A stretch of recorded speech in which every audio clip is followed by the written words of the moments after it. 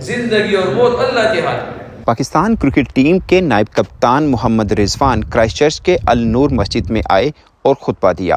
یاد رہے کہ یہ وہی مسجد ہے جہاں پر ایک دہشت گرد نے حملہ کر کے 51 مسلمانوں کو شہید کیا تھا۔ مسجد میں افتخار احمد، عباس افریدی، عامر جمال، وسیم جونیئر اور زمان خان بھی موجود تھے۔ محمد رضوان کا خطبہ سننے کے لیے مختلف زبان سے تعلق رکھنے والے لوگوں نے شرکت کی، جنہیں انگریزی ترجمہ کر کے محمد رضوان کا خطبہ سنایا گیا۔ آئیے ہم اب آپ کو محمد رضوان کا خطبہ سناتے ہیں۔ نفع نقصان اللہ کے ہاتھ میں، خوشی اور غم اللہ کے ہاتھ میں، زندگی اور موت اللہ کے ہاتھ میں۔ اس اللہ کو پہچاننا ہے۔ اور یہ اللہ پاک فرماتے ہیں کہ میں نے اس کائنات کی تخلیق کی ہے، یہ کائنات میں میرا پیدا فرمایا اس لیے کہ اس کائنات میں میری ذات کی پہچان کرائی جائے۔ اللہ فرماتے ہیں ہم لوگوں کا کام اس میں یہ ہے کہ میری ذات کی پرچار کرائی جائے، میرے ذات کو پہچانا جائے، اور پہلے میری ذات کو یقین کرو۔ اللہ پاک فرماتے ہیں کہ مجھے اس طرح پہچانو جس طرح میرے ہونے کا حق ہے۔ اللہ پاک فرماتے ہیں کہ جس طرح میرے ہونے کا حق ہے اس طرح پہچانو۔ اپنی اس چھوٹی مائنڈ کے مطابق مجھے نہ پہچاننا، ایک چھوٹی سوچوں کے مطابق مجھے نہ پہچاننا۔ میں وراء الوراء ہوں، اللہ پاک فرماتے ہیں۔ اللہ پاک فرماتے ہیں میں بادشاہوں کا بادشاہ ہوں۔ کتنے بادشاہ گزرے، قیامت کے دن فرمائیں گے اللہ پاک کون ہے، اعلان کرے گا ہے کوئی بادشاہ، قیامت کے دن فرمائیں گے اللہ پاک اعلان فرمائیں گے۔ تو اللہ پاک فرماتے ہیں کہ مجھے اس طرح پہچان اس طرح میرے ہونے کا حق ہے۔ اس لیے حدیث میں آتا ہے کہ جیسے گمان رکھیں گے اللہ سے ویسے ہی معاملہ ہوگا، جیسے گمان رکھیں گے ویسے ہی معاملہ ہوگا۔ اب میرا اور آپ کا گمان کیسے اللہ پاک سے؟ اب اللہ جل جلالہ وہ تو ابراہیم علیہ السلام جانتے تھے، موسیٰ علیہ السلام جانتے تھے، یوسف علیہ السلام جانتے تھے، اور میں اور آپ یقین کرے اللہ وہ اللہ ہے۔ اللہ وہی اللہ ہے جو ابراہیم علیہ السلام کا اللہ تھا، جس میں آگ نے حفاظت فرمائی تھی ابراہیم علیہ السلام۔ یہ اللہ وہی اللہ ہے جس نے موسیٰ علیہ السلام کی دریافت میں حفاظت فرمائی تھی۔ یہ اللہ وہ اللہ ہے جس نے یوسف علیہ السلام کو کنویں سے نکالا بادشاہ بنا دیا۔ یہ اللہ وہ اللہ ہے جس نے یونس علیہ السلام کی مچھلی کے پیٹ کے اندر حفاظت فرما دی۔ اب یہ اللہ ہم یہ کہہ سکتے چلو انبیاء علیہ السلام تھے، اعلیٰ کیٹیگری کے لوگ تھے، اس کے ایمان کا درجہ جس نے فرمایا کہ 3 کیٹیگری ایمان کے، تو ٹاپ پہ جو انبیاء علیہ السلام کا۔ مگر یہ اللہ صحابہ رضوان اجمعین کا بھی تو اللہ تھا، کہ اللہ تو چینج نہیں ہوا۔ صحابہ رضوان اجمعین نے تو اللہ پاک کو ویسے ہی پہچانا، ویسے ہی پہچانے سے انبیاء علیہ السلام نے پہچانا تھا۔ یہ اللہ وہی اللہ ہے، مدد ویسے ہی آئی۔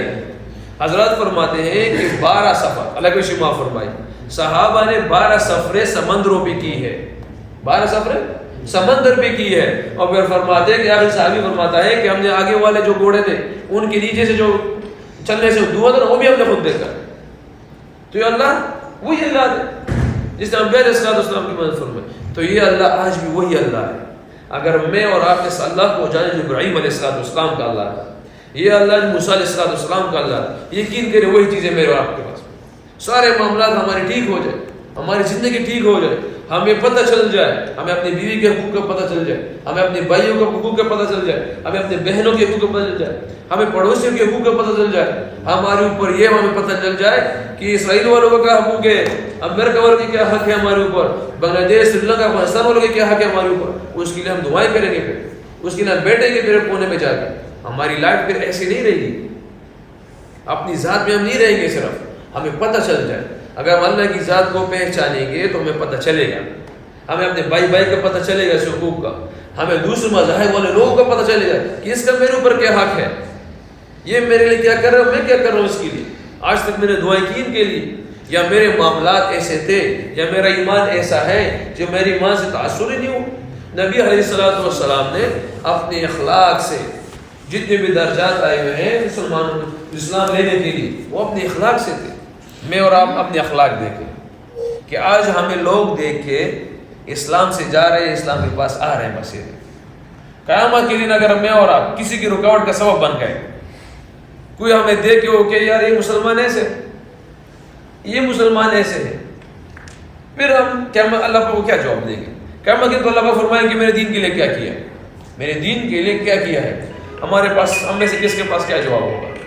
اگر خدا نخواستہ میں اور آپ بھی رکاوٹ بنے ہوئے، کوئی اللہ پاک اس دین اسلام میں لانا چاہے اور مجھے دیکھے کہ یار یہ مسلمان ہے، یہ مسلمان اس مذہب میں آ جاؤ، اس لیے کہ اس کو تو دوسرے کے حقوق کا نہیں پتا، دوسرے کے درد کا نہیں پتا، خود کہاں پہ بیٹھا رہتا ہے, خود کیا کیا کرتا ہے.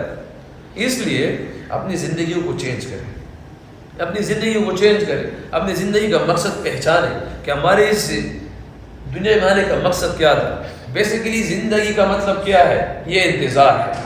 زندگی کا مطلب انتظار ہے. اور کس چیز کا انتظار ہے؟ موت کا انتظار ہے. دنیا میں جتنے بھی مذاہب, جتنے بھی لوگ آپ کو ملیں گے, مختلف مذاہب والے ملیں گے. کوئی اللہ کو مانتا ہے, کوئی نہیں مانتا. کوئی سورج کو پوچھتا ہے, کوئی درختوں کا, کوئی مختلف آپ کو مذاہب ہی نہیں مانتے. مگر جتنے بھی دنیا میں لوگ ہیں, کوئی بھی ایک چیز سے انکاری نہیں ہے, سب کے لیے متفق ہے, وہ ہے موت. ہر کوئی مانتا ہے کہ موت تو ہے ہی, کوئی موت سے انکاری نہیں ہے. میں اور آپ بھی مانتے کہ موت مرنا ہے, ہم دیکھتے, مگر کوئی ہمیں موت کا نام لے کیسے برا لگتا ہے, کوئی تیاری نہیں ہے. اور یہ کہ خواہش ہوگی کس دن موت آئی کہ میں نے اسرائیل علیہ السلام کو دیکھنا ہے, کس دن موت آئی کہ میں نے اللہ جل جلالہ کے حضرت دربار وہ غیبی چیزیں دیکھ لی, کس دن وہ موت آئے گی جو میں قبر میں جاؤں گا اور میرے جنت سے کھڑکیاں کھلے گی, جس دن قبر میں جاؤں گا میری قبر کھلے گی, وہ سارا نظام. اب وہ ایک خواہش ہے.